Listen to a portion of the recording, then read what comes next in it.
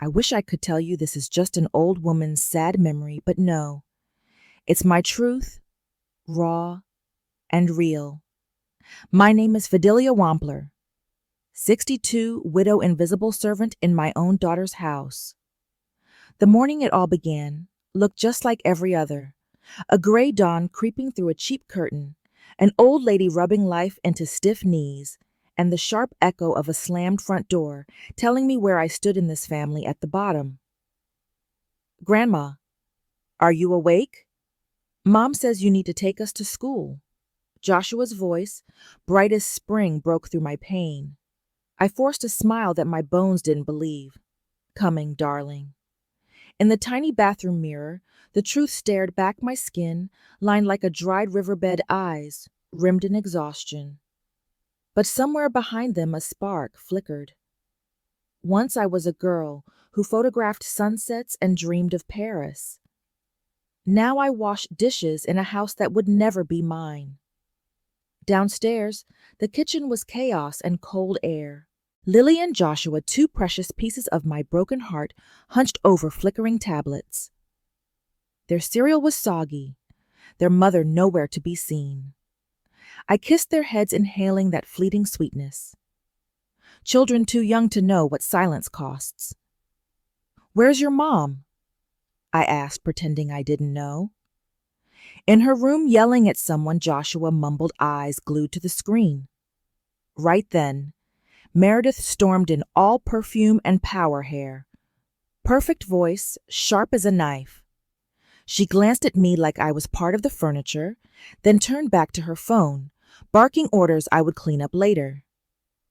"Meredith," I tried, my voice cracking like my back. "I'm not feeling well." "Could you, Mom?" She snapped, slamming her phone on the counter. "Can you not complain for once? Take them. I have a meeting. And I don't have time for your drama." Drama. That's what my life sacrifices had become to her background noise. She didn't see the way my hands trembled as I helped Lily find her shoes. She didn't hear my joints scream while lifting Joshua's backpack. She didn't care.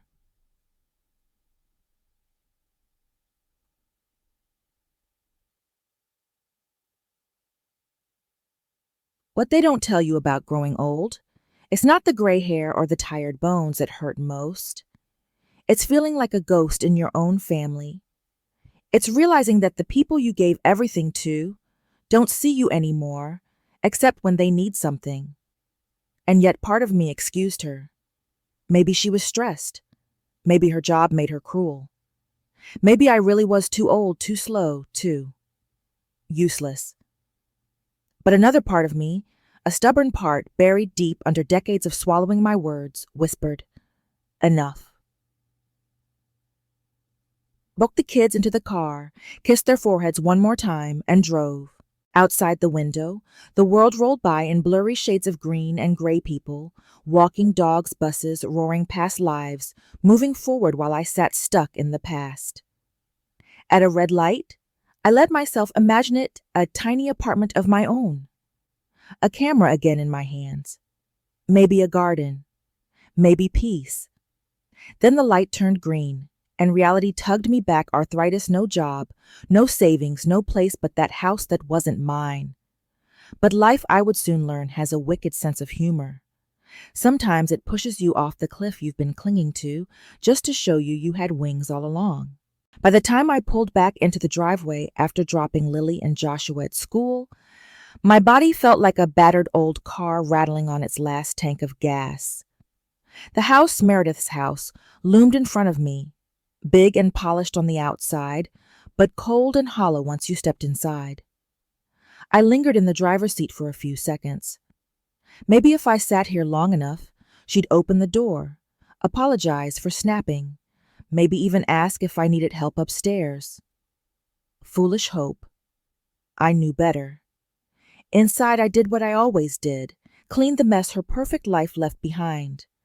I wiped the kitchen counters until they shone folded laundry into neat squares no one would thank me for, and tidied the kids' rooms so Meredith could brag about how orderly her household was if her friends ever dropped by.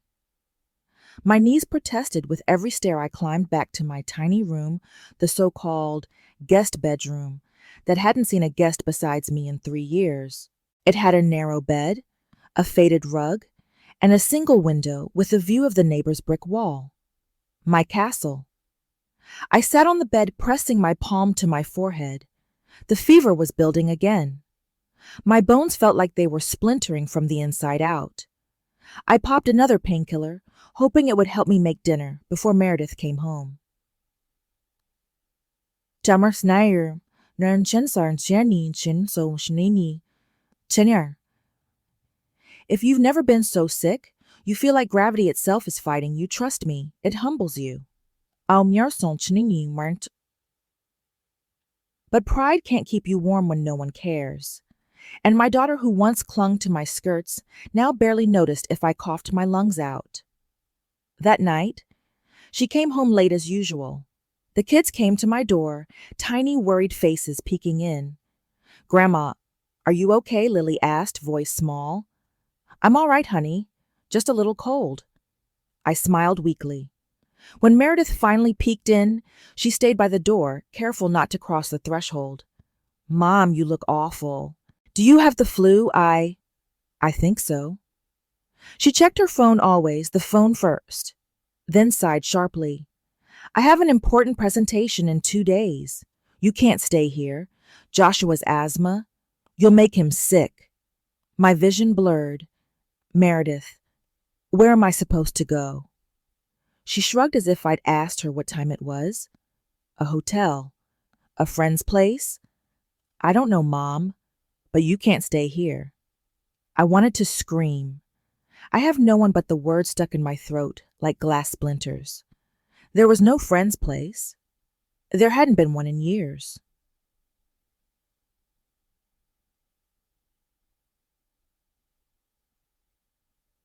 The cost of giving up your life for others is that when you need saving, you find no one standing behind you. She left me alone in that doorway, feverish and shaking to pack my few clothes into a battered suitcase that had more history than money inside it. At the bus stop, I sat on the cold bench, hugging my coat tight, watching cars speed by. In my pocket, a crumpled $5 bill and 2 singles. $7. A lifetime boiled down to bus fare and a bitter lesson. I caught myself laughing, a soft, cracked sound in the winter air. People stared. Let them. I was done caring. Sometimes the moment you stop caring about what broke you is the moment you start rebuilding yourself.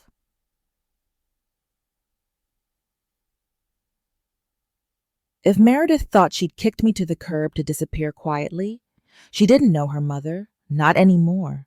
I don't remember how long I sat at that bus stop, an old woman with nothing but a battered suitcase, $7, and a fever that made the world swim. Buses came and went, but none carried me anywhere I wanted to go. Eventually, the night air gnawed through my coat, and my bones shivered in protest. I stood up, fighting the dizziness. Across the street, I saw a small cafe, yellow light spilling from frosted windows, the warm murmur of people inside. It looked like a memory from another life, cozy, safe kind. I dragged my suitcase across the crosswalk, each step, a negotiation with my aching knees and my pride. When I pushed open the cafe door, warmth wrapped around me like an old blanket. The smell of coffee, baked bread, and something sweet made my stomach clench with sudden hunger.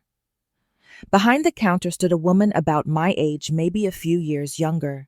Her hair was a riot of red curls pinned up messily, and her eyes were bright and curious, not dead and cold like Meredith's. "Evening, ma'am. You look like you need the hottest cup of tea I can make," she said with a kind smile. I almost burst into tears. I managed a nod. "Yes, please, the hottest you have." She filled a chipped teapot and placed it before me with a plate of 2 small cookies. "First cup's on me," she winked. "I'm Eunice. And you're?" "Fidelia," I whispered. My voice cracked like old floorboards. Fidelia Wampler? Well, Miss Fidelia Wampler, welcome to my humble little corner of the world. You rest here as long as you need.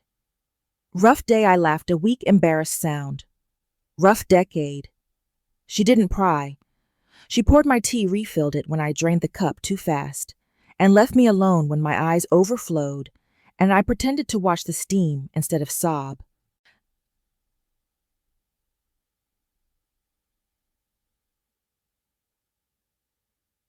Sometimes the right stranger can be kinder than the family you sacrificed everything for. I clutched my purse. Inside my last $7, a pill bottle, a handkerchief, and an old wallet photo of Meredith at her high school graduation. I looked at that smiling teenage girl and wondered, when did you learn to be cruel? Eunice returned with a rag to wipe a nearby table. If you want to talk, I'm here. If not, that's okay too. I asked for the check, embarrassed by how I counted my dollars like a beggar. $2 for the tea. Cookies are free. You sure you don't want something more filling? You look like you could use a sandwich. I smiled through tears. No, thank you. I shouldn't spend what I don't have. Then, almost on impulse, my eyes flicked to the small lottery ticket stand by the register. Howard always mocked the lottery. You're more likely to get struck by lightning and bitten by a shark on the same day than win that nonsense, he'd say, shaking the newspaper at me. But Howard was gone. Meredith had thrown me away like a dirty dishcloth. What did I have to lose Eunice? Could I have a lottery ticket? Just one, smallest one.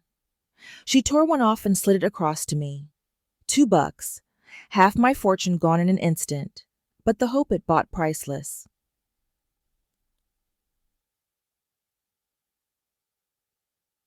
When you have nothing left, even a 1 in a million chance can feel like a life raft.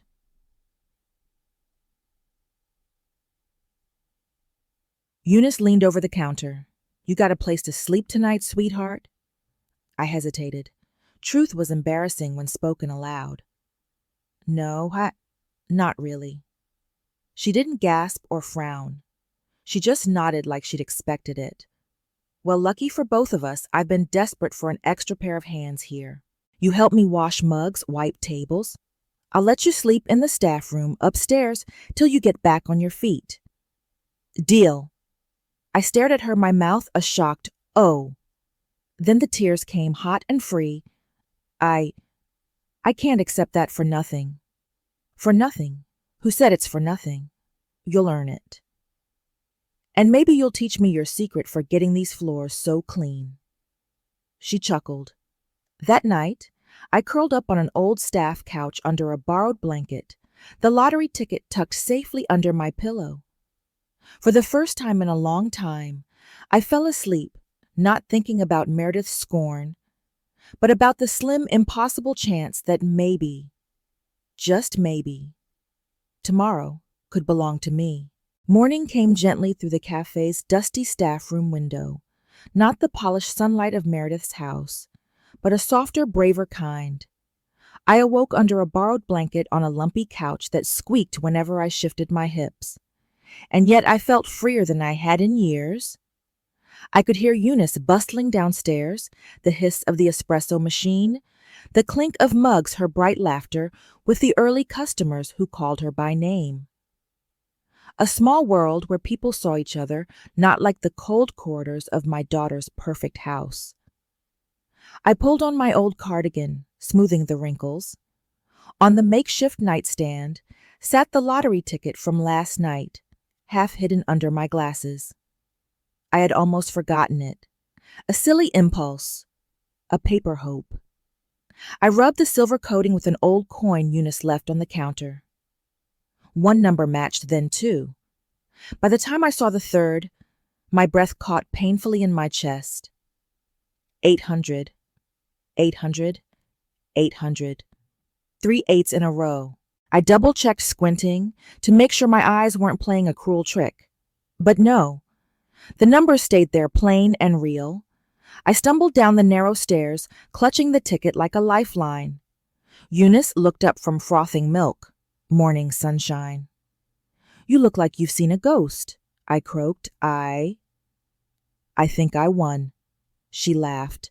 Won what, a smile from me. I'm cheap, you don't need a ticket for that.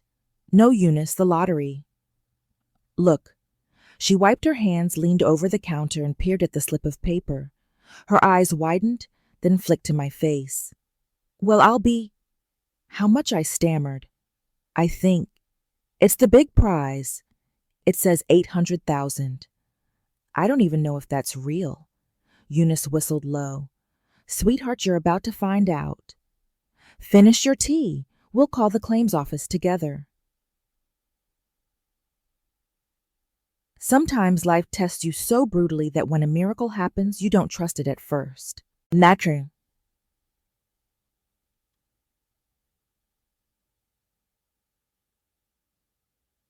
My fingers trembled so badly, I almost dropped my cup. Eunice took my hand, warm, firm, anchoring me. You've been carrying the world on your back so long, you forgot what your own shoulders feel like. Time to stand tall again, Fidelia. We called the lottery office. The hold music was tinny and insufferable. I stared at the stains on the cafe's ceiling tiles while a polite voice confirmed it. Yes, ma'am. Your ticket matches our records. Please come in tomorrow for verification. I hung up. My mouth felt like cotton. I can't believe this, I whispered. Eunice winked. Believe it. Now the big question. What will you do first? The truth hit me with terrifying clarity. I didn't owe anyone an answer anymore. Not Meredith, not anyone. For the first time in my life, the road ahead was mine alone. I don't know yet, but I want to live. Really live.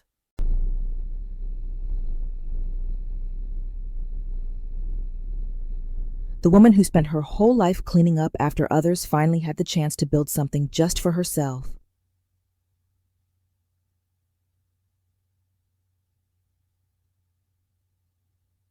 Later that afternoon, I stood in front of the cafe's grimy restroom mirror. My reflection was the same hair in a limp bun, deep lines, carved by decades of worry. But behind my eyes, a new spark, the quiet promise that I wouldn't waste this second chance. I untied my bun, running my fingers through the gray strands. For years, I'd hidden myself behind practicality and modesty.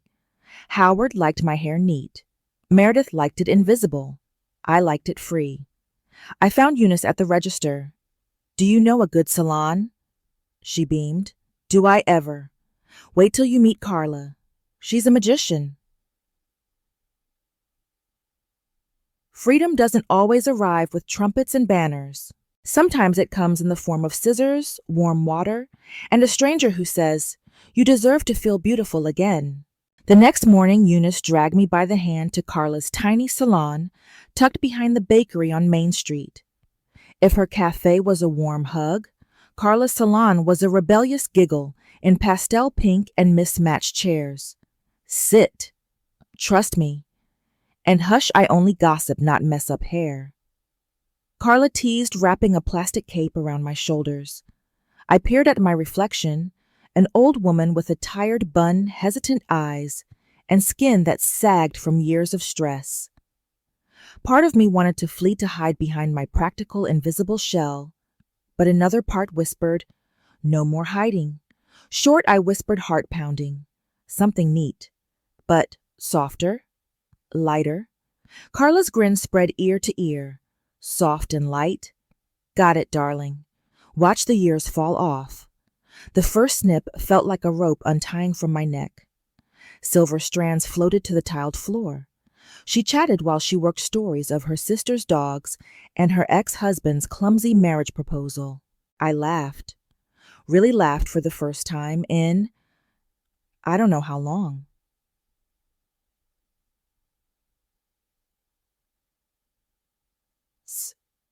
Sometimes change doesn't start inside. Sometimes you cut your hair and your heart catches up later. When she was done, Carla spun my chair. The woman in the mirror startled me. My hair framed my face in gentle waves, silver like moonlight instead of old age. My eyes, they looked alive. Younger, no, but seen. Holy moly, Fidelia. You are elegant as hell, Eunice gasped behind me. I touched my cheek as if to prove it was real. I look like I matter. You always did. Now the world will see it too. Carla winked. I left the salon holding my head higher than I had in years. We stopped at a thrift shop on the corner where Eunice forced me to pick a soft blue sweater and a simple pearl brooch. Nothing fancy, just enough to say I choose myself. As we stepped back onto the street, Carla's gossip grapevine was already buzzing. Small towns have ears sharper than hawks, and secrets, especially ones worth 800 grand, don't stay quiet for long.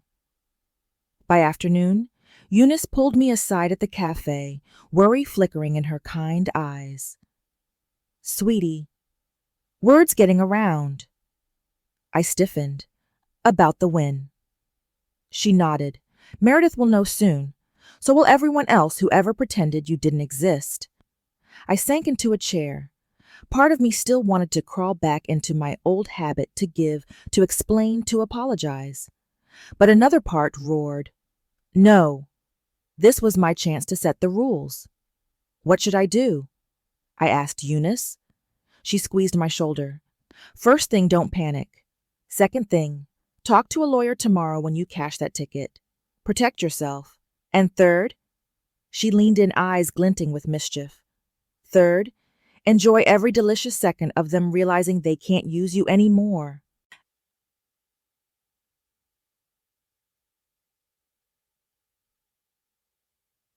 Freedom is delicious, but protecting it, that's wisdom. When I got back to the staff room that night, I locked the door behind me. I sat at the tiny table that knew me in the mirror across the room.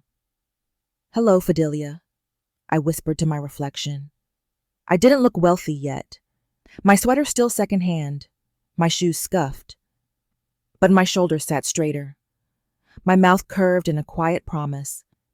Never again would I beg for scraps of love. Outside, someone might be whispering.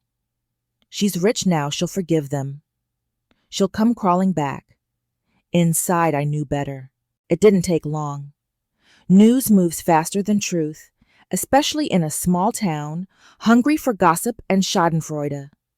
By mid-morning the next day, while I was wiping crumbs from a corner booth, Eunice poked her head into the cafe's back hallway. Brace yourself, sunshine, she whispered. Your past has arrived. I didn't need to ask who. I just heard it, that impatient clip of designer heels across the old tile floor. I turned around as Meredith burst through the front door. She looked flawless as always, hair, shellacked into place lipstick, bold and perfect. But her eyes flicked nervously around the room, searching for me like a hound scenting prey. She found me at the register, dish towel and hand apron still on. For the first time, I didn't flinch. Mother. She breathed out as if she were the wronged one. I've been worried sick. You just disappeared. I couldn't sleep. Eunice coughed behind her, barely suppressing a laugh. I bit back my own smile. I didn't disappear, I said calmly. You told me to leave. So I did. Her face twitched. She hadn't rehearsed an answer for that. She leaned closer, lowering her voice for effect. Mom, don't do this here. Can we talk privately? The thing about manipulators, they hate an audience. I nodded, wiping my hands slowly. Fine. Let's sit. We slid into a quiet corner booth. Meredith sat stiffly, eyes darting toward curious customers. Her mask was slipping already. Mother, I was under so much stress. You know how my job is. I never wanted you to feel unwelcome. I folded my hands. They didn't shake anymore. But you made me feel it. Every day. She huffed, her tone turning syrupy sweet. I was wrong. I realize now how much I need you. The kids miss you terribly. Lily cries at night. Ah, the trump card. The grandchildren. Guilt sharpened to pierce straight through my ribs. For a moment, my old instincts flared the caretaker in me, screaming, "Go back. Be useful. Be loved again." Then I looked at her flawless makeup and remembered the cold words at that bus stop. When you stop fearing someone's anger, you see they're begging for what it really is, a tool.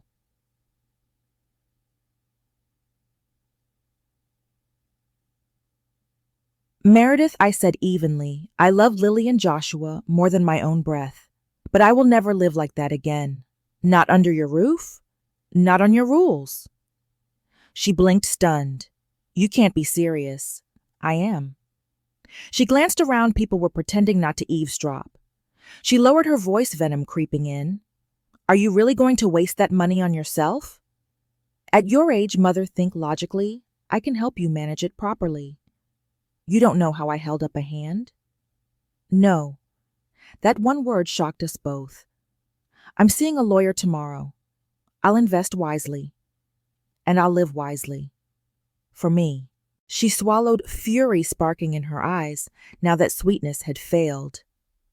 "So you'd rather throw it away than help your family?" I smiled sadly. "I am helping my family by showing them how not to treat people like disposable servants." Meredith stood so fast, her chair screeched. Her voice rose sharp enough for everyone to hear. "You'll regret this. Don't come crawling back when you run out." I stayed seated, calm as still water. "Goodbye, Meredith." She left in a storm of perfume and indignation. Eunice slipped into the booth seconds later, coffee cup in hand, grinning like a cat. "Well, well, well. Look who's finally learned to say no." I exhaled. It felt like exhaling my old life out through my pores. "Feels good, doesn't it?" Eunice asked. "It feels real." Sometimes the freedom you win isn't about money. It's about remembering you never needed permission to be respected. The storm of Meredith's visit passed, but I could still feel her voice echoing inside my chest, like a door banging in the wind. I cleaned a whole tray of mugs just to keep my hands busy, ignoring the pitying looks from a few regulars who'd overheard bits and pieces. Eunice pretended not to hover, but she kept slipping me little treats, a warm scone here, an extra cup of chamomile tea there. "You did good, you know," she said for the 5th time that afternoon. "You stayed calm." That rattled her more than any shouting ever could. I wanted to believe her. Part of me did. But another part, the old trembling part, still worried. Was I truly strong enough to stand alone? The next day was my day off, if you could call it that. I still showed up at the cafe to mop floors because old habits die harder than fear.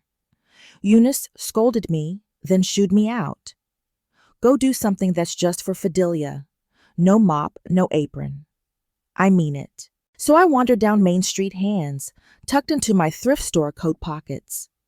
The town looked smaller than it used to when I drove the kids to soccer practice and grocery stores. But today, it felt like it belonged to me again. A tiny bookstore caught my eye. Its sign, painted with curling letters, turned the page. Through the window, I saw shelves crammed with mismatched paperbacks, and a man sitting at the counter, nose buried in a hardcover. I stepped inside. The bell above the door tinkled, startling him. He looked up, wire-rimmed glasses, hair more salt than pepper, and a startled smile that warmed the cold corners of my chest. "Afternoon, ma'am. Can I help you find something?" His voice was low, kind, like velvet over gravel. "Oh, I'm just browsing," I said quickly, embarrassed by how my heart fluttered. "Goodness, Fidelia, you're a grandmother, not a teenager." "Take your time," he chuckled. "I'm Elliot, by the way. Owner, unpaid janitor, and sometimes poet." I laughed. "Poet well. Now I have to buy something just to reward your bravery." Jeremy Wart. Funny how quickly you forget your worth, and how gently the world can remind you if you let it. scurried between the shelves, letting my fingertips trace the spines of books I hadn't read in decades. Poetry travel guides, photography things I'd once loved and buried under dirty laundry and grocery lists. Elliot stayed behind the counter, scribbling in a notebook, but stealing glances every few minutes. Once our eyes met, and we both laughed like children caught whispering secrets in church. I left with a secondhand poetry collection and a shy promise to return. Outside winter air bit my cheeks, but inside my ribcage, something thawed.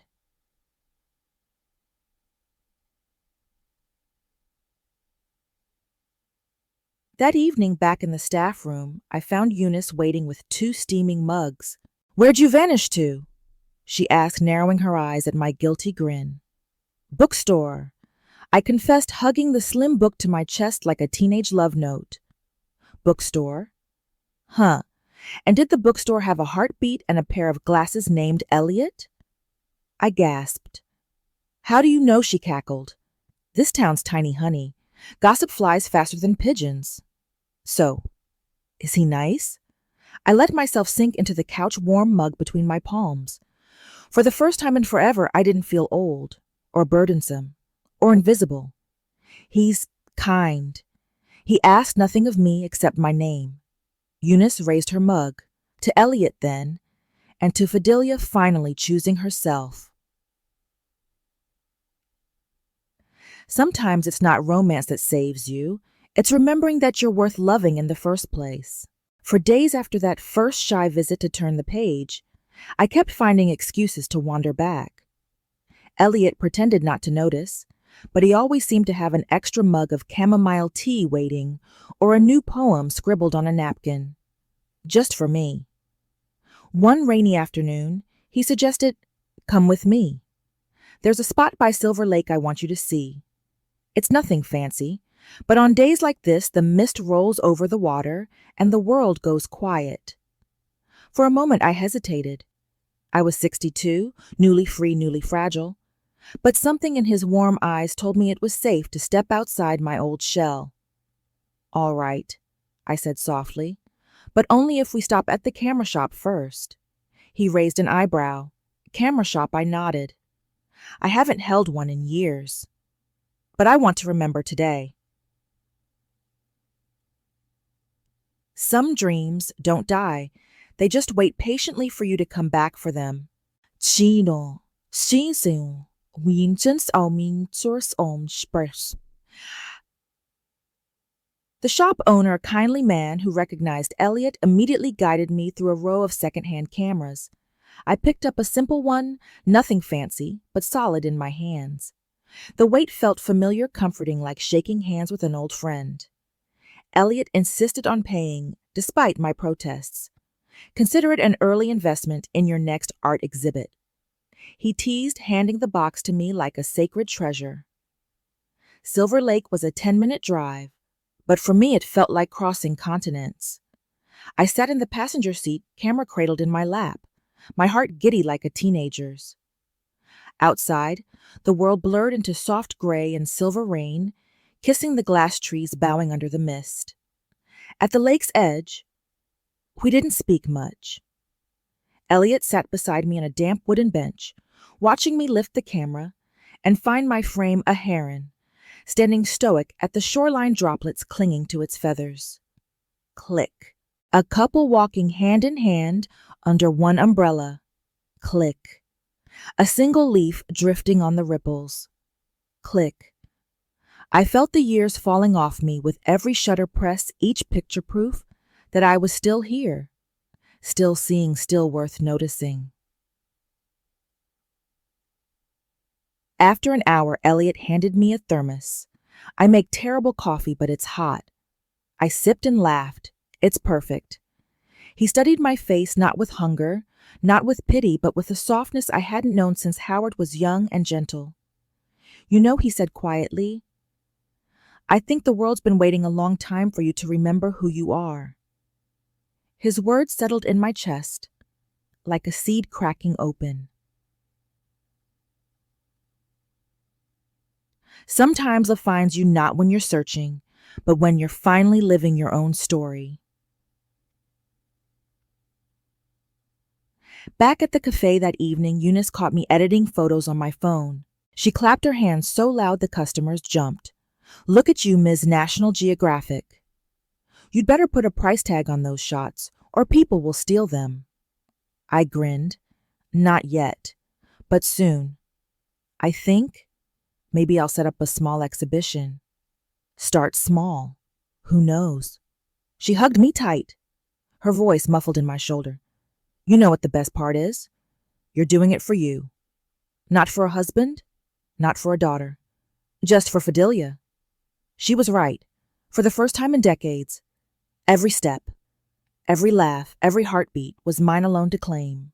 If you had told me a year ago that my photographs would hang on a cafe wall and people would actually stop, tilt their heads and say, "Beautiful," I would have laughed.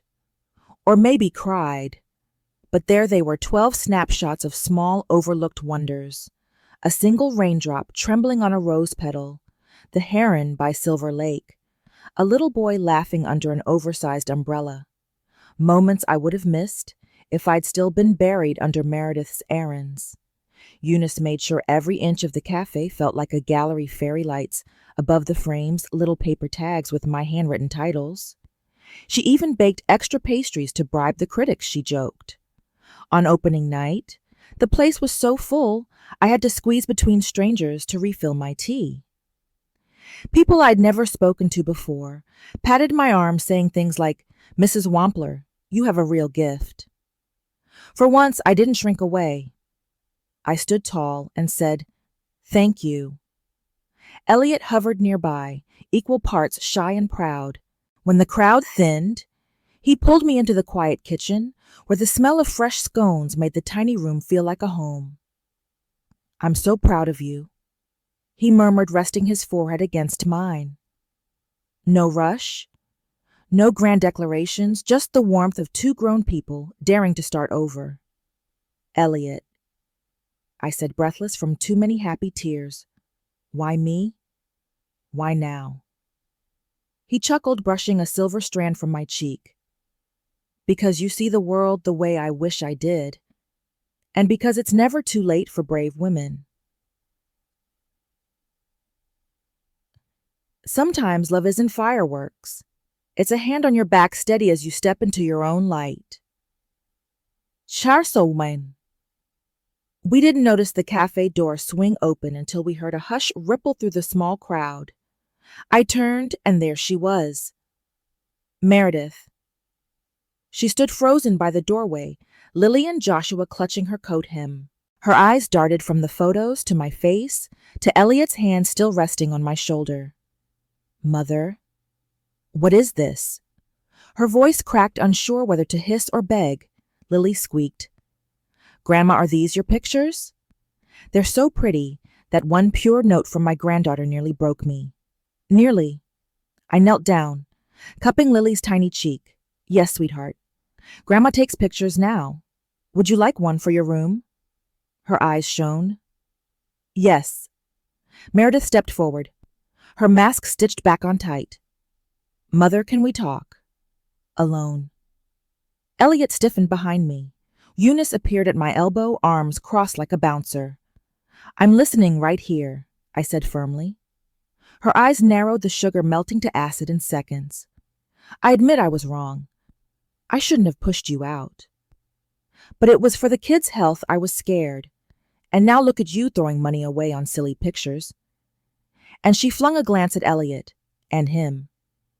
I felt people holding their breath around us. Maybe once I would have drowned in shame. But tonight, I stood up straighter. "Meredith," I said, voice calm as new snow. "This is my life now. This is my family now. If you and the children want to be part of it on my terms, you're welcome. If not, you may leave." Lily clutched my hand tighter, whispering, "Can I stay, Grandma?" I blinked back tears. "You can visit any time, my love." Meredith opened her mouth, then shut it, realizing this battle was lost. She dragged Joshua's hand and turned to go. but my grandson pulled free just long enough to run back and hug my waist. "Love you, Grandma." My heart cracked, but I smiled.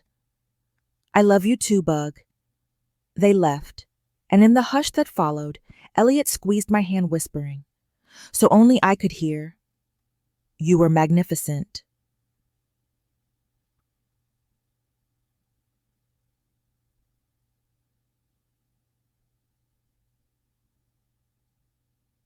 Sometimes family finds you where you're celebrated, not where you're tolerated. A month after the exhibition, I stood on the porch of a little yellow house on Willow Lane. My house, not Howard's, not Meredith's, mine. It wasn't grand, but it had things no mansion ever gave me. Morning sunlight spilling through the kitchen window, a swing on the porch where I could sip tea while watching cardinals peck at the feeder, and quiet corners where I could hang my photographs, my memories, my proof that I existed. Elliot came by most evenings carrying fresh bread or a new poem scribbled on scrap paper. He never stayed the night, unless I asked, and when I did, it was because I wanted warmth, not because I was afraid to sleep alone. Some mornings I woke up to find him snoring softly on the swing book, resting on his chest coffee cup, still half full beside him. I'd stand there barefoot, hair a mess, camera in hand, and think, so this is what life feels like when no part of you is borrowed.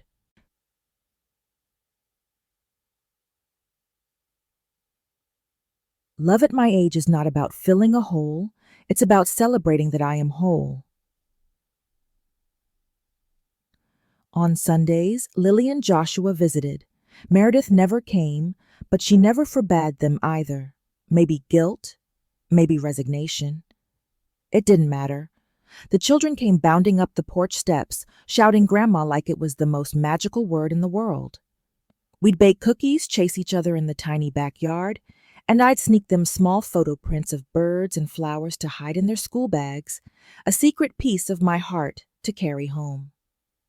One afternoon, Lily sat on my swing, braiding her doll's hair. She looked up and asked, "Grandma, will you always live here?" I knelt beside her, brushing hair from her eyes. "As long as I want to, my love. And when I'm gone someday, you'll know Grandma wasn't scared anymore." She frowned, pouting. "I don't want you to go." I kissed her forehead. "Everyone goes, sweetheart. But I promise I'll leave you with stories and pictures so you never forget. You are never too old, too small, or too tired to start again." The greatest gift I gave my family was not money, but proof that a woman's spirit can bloom even when they expect her to wither. That evening, Elliot and I sat on the porch swing, wrapped in a blanket as dusk swallowed the garden. Crickets sang. The first fireflies blinked above the flower beds. "You ever regret it?" he asked suddenly. "Not forgiving her." I thought about Meredith, her tight smile, her thin apologies, the heavy silence we now kept instead of forced phone calls. "No," I said softly. "I don't regret drawing my line. I forgave her enough to live free. That's enough." He nodded, kissing the top of my head. "You know you've changed this town, Fidelia Wampler?" I laughed. "No, I just changed myself." And maybe a few women saw it and thought, if she can, maybe I can too. That's enough. Tonight, I sit at my old wooden table penning this story while the kettle hums. If you're listening, whoever you are, however old you think you are, listen close. You don't owe anyone your exhaustion. You don't owe anyone your silence. You do owe yourself the courage to pack your last $7 and say, "This life is still mine."